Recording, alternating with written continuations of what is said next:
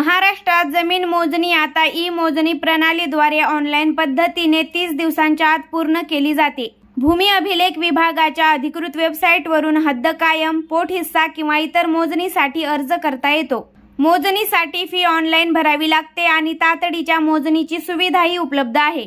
अनेकदा जमिनीच्या मोजणीत तफावत आढळण्याची शक्यता असते. 7/12 नोंद आणि प्रत्यक्षात जमिनीचे क्षेत्रफळ यातील तफावत अनेक कारणामुळे उद्भवते.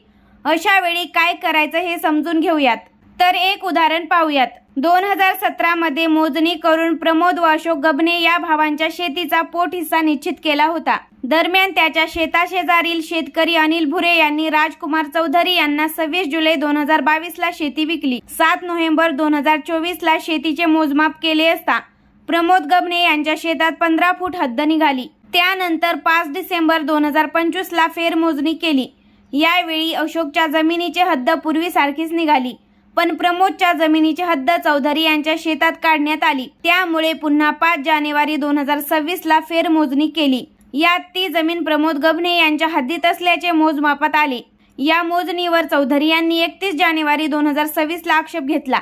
पुन्हा मोजणी करून घेतली, त्यातही तफावत आढळली. यामुळे वाद वाढला. तर अशा वेळी काय करायचं? ई-मोजणी रोव्हर मशीनद्वारे अत्याधुनिक आणि अचूक मोजणी केली जात आहे. सरकारी मोजणी भूमी अभिलेख विभागामार्फत अधिकृत मोजणी करून नकाशा अद्ययावत करणे. पोट हिस्सा मोजणी जमिनीच्या तुकड्यांची पोट हिस्सा मोजणी करून नोंदी दुरुस्त करणे. भू आधार नवीन तंत्रज्ञानाचा वापर करून जमिनींना युनिक आयडी देण्याची प्रक्रिया सुरू आहे.